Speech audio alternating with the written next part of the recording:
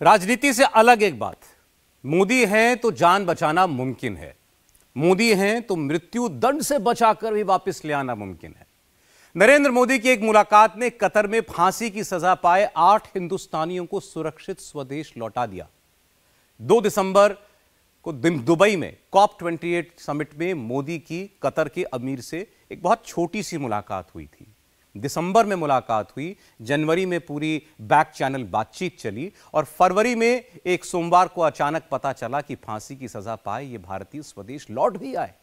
वो खुद कह रहे हैं कि यह सिर्फ और सिर्फ नरेंद्र मोदी की वजह से मुमकिन हो पाया। जो लोग ये कहते हैं कि नरेंद्र मोदी के प्रधानमंत्री बनने से क्या फर्क पड़ता है, तो वो नोट करें, सबसे बड़ा फर्क यही पड़ता है। नामुमकिन को मुमकिन बनाने वाली कहानी की पूरी इनसाइड स्टोरी देखिए इस रिपोर्ट में। सौगंध मुझे इस मिट्टी की, मैं देश नहीं मिटने दूंगा। Honourable prime minister Shri Modi को धन्यवाद करना चाहेंगे। Without the intervention of prime minister Modi it won't be. सौगंध मुझे इस मिट्टी की, मैं देश नहीं मिटने दूंगा। प्राइम मिनिस्टर मोदी की हम लोग बाहर आ सके और वापस अपने कंट्री में आ सके। प्राइम मिनिस्टर मोदी और उनका पर्सनल इंटरवेंशन, मैं देश नहीं झुकने दूंगा। सौगंध मुझे इस मिट्टी की। कतर में फंसे 8 भारतीय नागरिकों की प्रधानमंत्री मोदी ने जान कैसे बचाई? जिन्हें कतर में फांसी की सजा हो चुकी थी, उन्हें मोदी सुरक्षित स्वदेश कैसे लेकर आए? नेवी के 8 पूर्व अफसरों को मौत के मुंह से खींचकर लाने की इनसाइड स्टोरी क्या है? मोदी ने ऐसा क्या कहा कि कतर के अमीर ने फांसी की सजा माफ कर दी? मोदी ने ऐसा क्या किया कि मुस्लिम देश कतर ने भारतीय नागरिकों को जाने दिया? Cheers for India! Hip hip! Hip hip! Hip hip! Bharat माता की जय! भारत माता की जय! भारत माता की जय! आज सुबह सुबह जब नेवी के ये पूर्व अफसर स्वदेश लौटे तो ऐसे ही भारत माता की जय जयकार कर रहे थे। इन्हें खुद पर यकीन नहीं हो रहा था कि वो सुरक्षित भारत लौट आए हैं, क्योंकि उनकी सजा माफ करवाना भारत की बहुत बड़ी कूटनीतिक जीत है और ये सब सिर्फ और सिर्फ मोदी की वजह से ही संभव हो पाया है। और ये हम नहीं, खुद कतर से बचकर आए ये पूर्व नेवी अफसर कह रहे हैं। यहाँ आके वाकई बहुत खुशी हो रही है कि वापस इंडिया पहुंच गए हम सेफ एंड साउंड। और definitely honourable prime minister Shri Modi को धन्यवाद करना चाहेंगे कि उनके पर्सनल इंटरवेंशन से ये पॉसिबल हुआ और गवर्नमेंट ऑफ कतार के हिज एक्सेलेंसी द अमीर को कि उन्होंने ये होने दिया।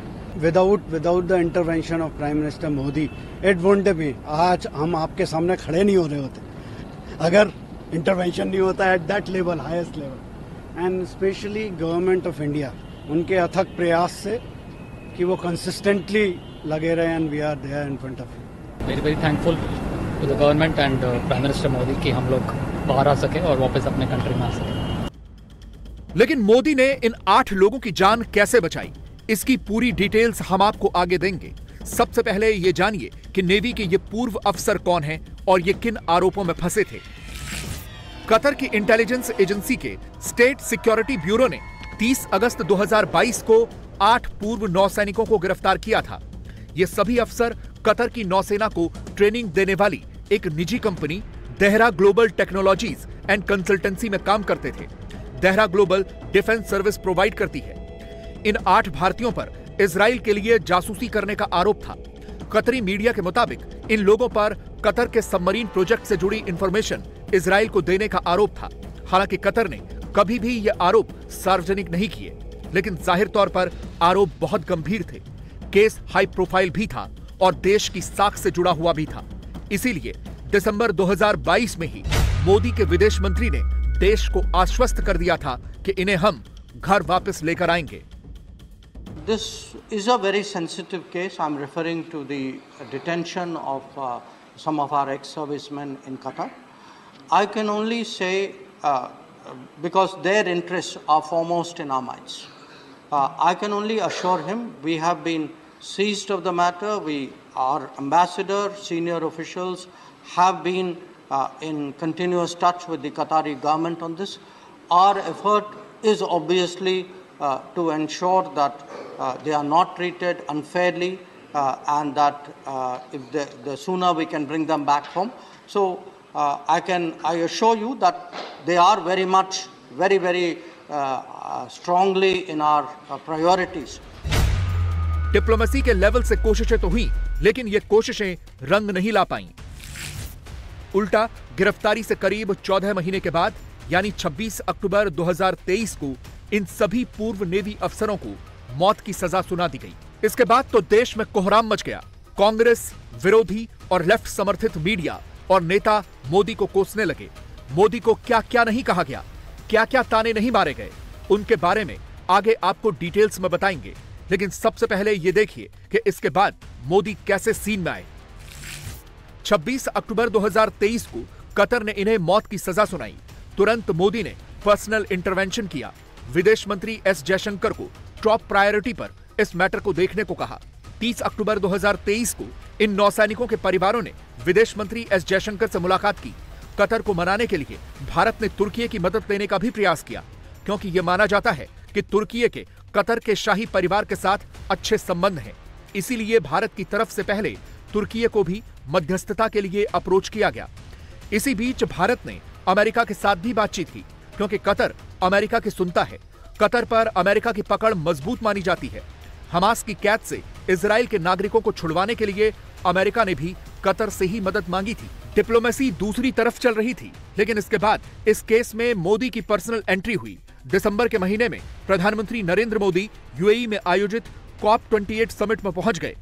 इस समिट में दुनिया के बड़े बड़े देशों के नेता आए थे और यहीं पर प्रधानमंत्री की मुलाकात कतर के अमीर शेख तमीम बिन हमद अल थानी से हुई। दोनों की बॉडी लैंग्वेज देखकर साफ लग रहा है कि कतर के अमीर प्रधानमंत्री नरेंद्र मोदी से बहुत कंफर्टेबली बात कर रहे हैं। दोनों ने एक दूसरे के हाथों को पकड़ा हुआ है। इंटरनेशनल डिप्लोमेसी में अक्सर ऐसा नहीं होता, लेकिन मोदी ने उन्हें बहुत कंफर्टेबली हैंडल किया। और कहा जाता है कि दिसंबर 2023 में यूएई में हुई इसी समिट में बात बन गई थी। अंदर की खबरें यह हैं कि इसी मुलाकात में कतर के अमीर भारतीयों की रिहाई पर राजी हो गए थे।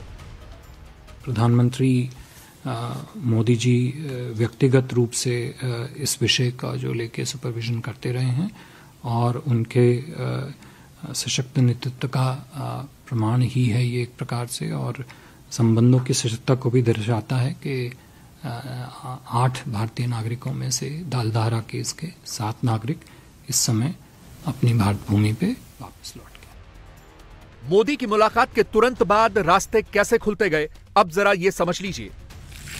26 अक्टूबर 2023 को नेवी के इन 8 अफसरों को कतर में मौत की सजा सुनाई गई। 2 दिसंबर 2023 को यूएई में प्रधानमंत्री मोदी और कतर के शासक की मुलाकात हुई। तुरंत बाद 3 दिसंबर को भारत को कतर की तरफ से इन नेवी अफसरों के लिए कॉन्सुलर एक्सेस दी गई। 28 दिसंबर को कतर ने इन 8 अफसरों को दी गई मौत की सजा को ड्रॉप कर दिया और 12 फरवरी को कतर ने भारतीय नेवी के इन 8 पूर्व अधिकारियों को रिहा कर दिया। इसीलिए तो ये अफसर भारत लौटने के बाद सिर्फ और सिर्फ मोदी का शुक्रिया अदा कर रहे हैं, क्योंकि उन्हें पता है कि मोदी जान बचाकर लाए हैं। बस ये कहना चाहेंगे कि ये वाले दिन का हम बहुत दिनों से वेट कर रहे थे, और प्राइम मिनिस्टर मोदी और उनका पर्सनल इंटरवेंशन, उनका इंटरेक्शन, और एक और मौका लेना चाहता हूं कि थैंक करूंगा एमीर को कतर के, जिनके उनके इंटरेक्शन के कारण आज हम यहाँ खड़े हैं, जिस दिन का हमें बहुत बेसब्री से इंतजार था। It's only possible due to the intervention of our Prime Minister and his personal interaction and involvement with the Amir of Qatar. We're thankful so much for the government of India. Thank you so much. We have waited almost 18 months to be back in India. We're extremely grateful to the Honorable Prime Minister, Shri Narendra Modi ji. It certainly wouldn't have been possible without his personal intervention and that equation with the Emir of Qatar. I think we are grateful to the government of India, the bottom of our heart, for the every effort that has been made, and this day wouldn't have been possible without it. Qatar से जान बचाकर आए navy के ये पूर्व अफसर मोदी की जय जयकार कर रहे हैं। इसके अलावा कतर से एक और डील हुई है और यह माना जा रहा है कि हो सकता है कि इस डील के बाद भी कतर कुछ ढीला पड़ा हो। यह रिहाई ऐसे समय में हुई है जब भारत और कतर के बीच गैस को लेकर एक अहम समझौता हुआ है। 6 फरवरी को हुए इस समझौते में भारत कतर से 2048 तक लिक्विड नेचुरल गैस यानी LNG खरीदेगा। इसकी कुल लागत $78 अरब है। इस समझौते के तहत कतर हर साल भारत को 7.5 मिलियन टन गैस एक्सपोर्ट करेगा। इस गैस का इस्तेमाल ऊर्जा के लिए किया जा सकता है।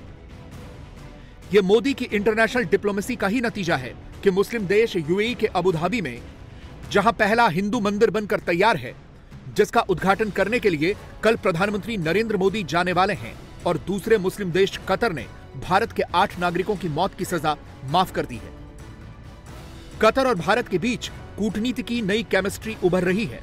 प्रधानमंत्री नरेंद्र मोदी अबू धाबी में मंदिर का उद्घाटन करने के बाद 14 फरवरी को कतर भी जाएंगे और वहां वो कतर के अमीर से मिलेंगे।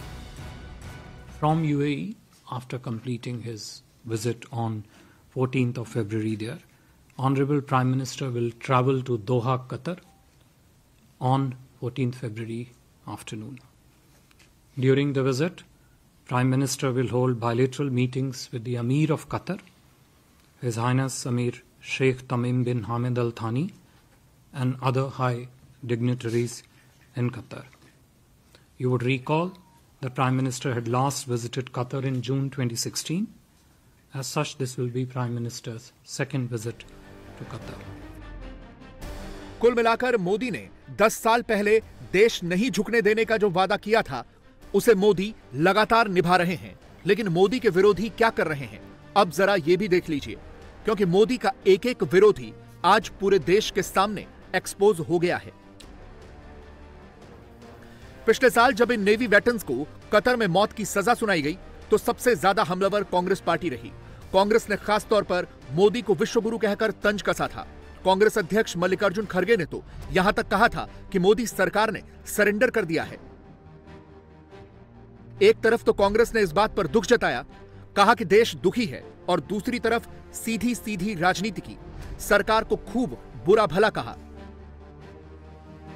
मीडिया सेल के इंचार्ज सुप्रिया श्रीनेत ने तो बाकायदा एक लंबा सा वीडियो बनाकर ट्वीट भी किया था। खूब सवाल उठाए थे कि जब तक वक्त था तब तक सरकार ने क्या किया। मोदी और उनकी डिप्लोमेसी और विदेश नीति के खिलाफ एक तरह से पूरा कैंपेन चला था। इसमें कांग्रेस पार्टी तो शामिल थी ही, उनके साथ लेफ्ट लिबरल भी थे, और एजेंडा एक ही था कि अब विश्वगुरु कैसे बचाएंगे। विश्वगुरु वाला टेक्स्ट कांग्रेस की IT सेल से निकला और सब जगह वही फैलाया गया। मोदी का और उनकी डिप्लोमेसी का फेल्योर बताया गया। क्या मौजूदा और क्या पूर्व, मोदी का हर विरोधी इसमें शामिल था। हैदराबाद वाले भाईजान ने तो मोदी के इस्लामिक देशों की मोहब्बत पर सवाल उठाए, चुनौती दी कि अब वापस लाकर दिखाएं। इस पूरी कैंपेन को देखकर तो ऐसा लग रहा था जैसे ये लोग कभी चाहते ही न रहे हों कि मोदी अपने इन नागरिकों को सुरक्षित निकाल कर लाएं, क्योंकि अब जब मोदी इन 8 को बचाकर लाए हैं, ये लोग स्वदेश लौट आए हैं, तो सन्नाटा पसरा है। मोदी का हर विरोधी चुप है, कोई कुछ नहीं कह रहा, सबके ट्विटर हैंडल शांत पड़े हैं। सिर्फ कांग्रेस के जयराम रमेश ने फॉर्मेलिटी पूरी करने के लिए एक ट्वीट कर दिया है कि हमें खुशी है कि वो वापस लौट आए हैं। इस ट्वीट को भी जब आप गौर से देखेंगे तो इसमें कहीं भी मोदी का नाम तो छोड़ ही दीजिए, विदेश मंत्रालय और भारत सरकार तक का नाम नहीं है। इनकी पार्टी का हर नेता जब कोस रहा था तो मोदी का नाम ले लेकर बोल रहा था। अब जब ये नौसैनिक वापस आए हैं तो बस फॉर्मेलिटी पूरी कर रहे हैं। यही है कांग्रेस पार्टी की सच्चाई। लेकिन ऐसा करके कांग्रेस पार्टी मोदी के चाहने वालों को और ज्यादा ईंधन दे रही है। वो अपने खिलाफ नफरत पैदा करवा रही है, क्योंकि चुनावों से पहले ही मोदी का राष्ट्रवाद एक अलग लेवल पर चल रहा है। मोदी ने अगर कहा था कि देश नहीं झुकने दूंगा, तो वो अभी तक उस वादे को पूरा कर रहे हैं, और इसीलिए 24 में भी देश राष्ट्रवाद के इस मुद्दे पर मोदी के साथ है। ORF के लेटेस्ट सर्वे में इस बात पर मुहर भी लगती दिख रही है। इस सर्वे में शामिल 83% लोगों ने मोदी की विदेश नीति को अच्छा बताया है। इसी तरह से 83% युवाओं ने G20 को बड़ी सफलता बताया है। इसी सर्वे में 81% ने अमेरिका को, 77% ने रूस को, 77% ने जापान को आने वाले दशकों में देश का सबसे बड़ा साझीदार बताया है।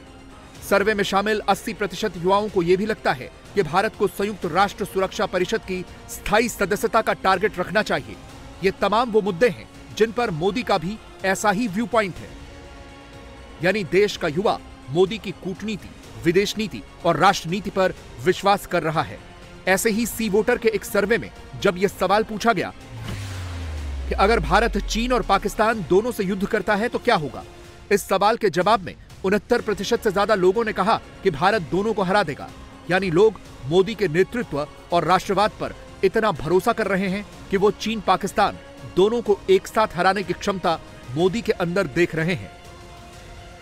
और 2024 के लोकसभा चुनावों में जब यही लोग वोट करेंगे तो जाहिर तौर पर राष्ट्रवाद के इन मुद्दों के बारे में सोचेंगे जरूर।